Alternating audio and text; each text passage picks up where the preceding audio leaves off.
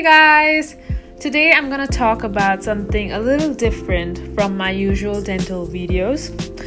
I was one of the many Indian nationals who was stranded abroad and couldn't fly back home due to the closing of the Indian borders in response to the COVID-19 pandemic. The exact timing when we will open up international, it means the other country has to be open to receiving international flights.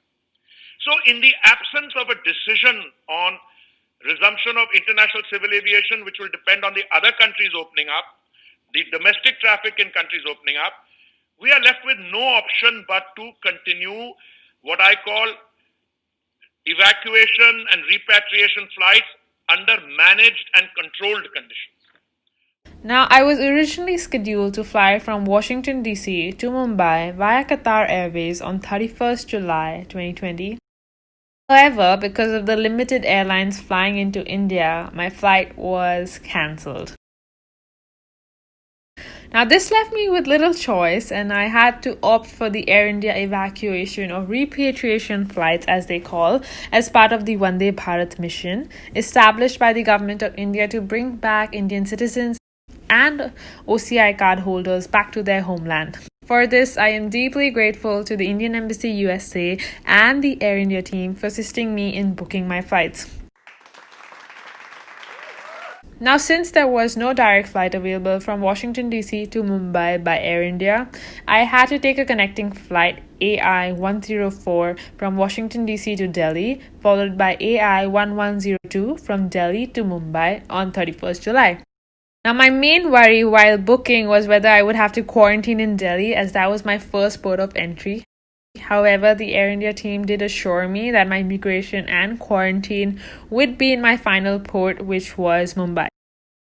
So, I tried to record most of my journey from IAD to Bombay for the benefit of my viewers, so that you guys too can be more aware of what is to be expected in case you too are traveling as part of the Vande Bharat mission. So, after booking the ticket and before taking the flight, I registered myself on the Indian Embassy USA website regarding my reason for travel to India. I also registered with the Ministry of External Affairs via the Air India website regarding my flight details, COVID testing and results, etc. Now, the latter registration gives you a registration number which you need to provide at the airport. On the day of my flight, that is 31st July, I arrived at the Dulles International Airport 4 hours prior to takeoff because I was expecting a rush. However, to my surprise, there were hardly any people at the airport. I first had to report to the Indian Embassy counter at the airport and fill out an undertaking form. Now, though I had already downloaded, filled and printed the undertaking form available on the embassy website, this form at the airport was different. So after filling the new one, the officials recorded my temperature, confirmed my Ministry of External Affairs registration number and my flight booking, and then pasted a sticker on the back of my passport and cleared me for check-in. Now, at the check-in counter, they were particularly strict about my hand or cabin baggage. Now, both the purse or handbag plus your cabin trolley bag must weigh 8 kgs in total together. That's 17 pounds total. Now, the check-in baggage must be 23 kilos or 50 pounds each. After check-in, I went straight for security and then walked to my gate. Now, there were very few shops open and hardly any passengers present at the Dulles airport. During boarding, they first handed out the PPE gowns to all passengers who had middle seats. They then proceeded to board the plane from back to front like they usually do. On entering the plane, I could see that they had already kept food and the visor, mask, sanitizer packets on our chairs. Of course, I disinfected my chair, armrest, table, and went and only then took a seat. There was no in-flight entertainment, no service of food, water, or drinks. In fact, even the overhead light was disabled.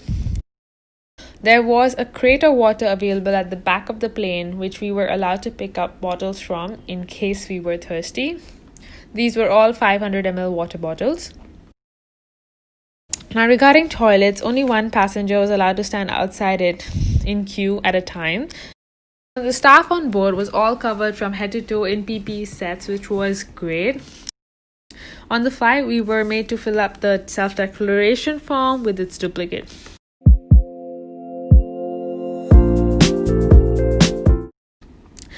Now, on landing in Delhi, all transit passengers, including myself, were asked to disembark first. This was done in an orderly fashion without any rush or pushing or crowding. Once we exited the plane, there were plenty of ground staff members guiding us towards the international transfer, followed by security. Now, on entering the departure section of the Indira Gandhi International Airport, apart from the duty-free shopping and a few other shops, all stores were closed. Among the food cafes, I could only see Starbucks, Cappuccino, and Yellow Feathers open. The seating at the gate had labels to ensure social distancing, and the airport repeatedly played announcements reminding all passengers to keep their masks on and maintain all safety measures. My flight from Delhi to Mumbai was also going to Ahmedabad after dropping the Mumbai passengers off. On deplaning at Mumbai, I had to first submit my self-declaration form. They took a photocopy of the same and then returned my form back to me. They then checked if I downloaded and activated the Arogya Setu app. This was followed by immigration. Now, there was no rush, no crowd at the entire airport. After immigration, the COVID team then registered me and asked me what hotel I would like to complete my mandatory institutional quarantine in. They mentioned the hotel name on my self-declaration form. They then guided me downstairs to another desk which overlooked transportation by the BST buses for the quarantining passengers. Although there was no AC in the bus ride was smooth and took about an hour to reach the Taj Palace. A special shout out to the official at the travel desk who was so sweet and considerate. Since it was dark and I was a single female passenger waiting for the bus to take me to Taj Palace Colaba, he didn't want me to take the bus alone and so recalled the bus which had already left for town and helped me grab a seat on that. The ground staff was also very kind to help me with lifting my luggage onto the bus.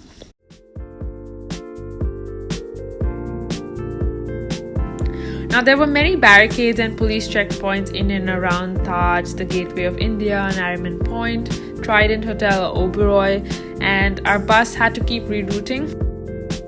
Eventually, I reached my hotel, after which they disinfected my bags and checked me into the hotel. I was also required to pay the total 7 days payment in advance and sign a bunch of forms as part of the check-in protocol. They gave me a lovely room with a beautiful view which faces both the Arabian Sea and the city of Mumbai. And so, my 7-day staycation at Taj Palace Hotel begins.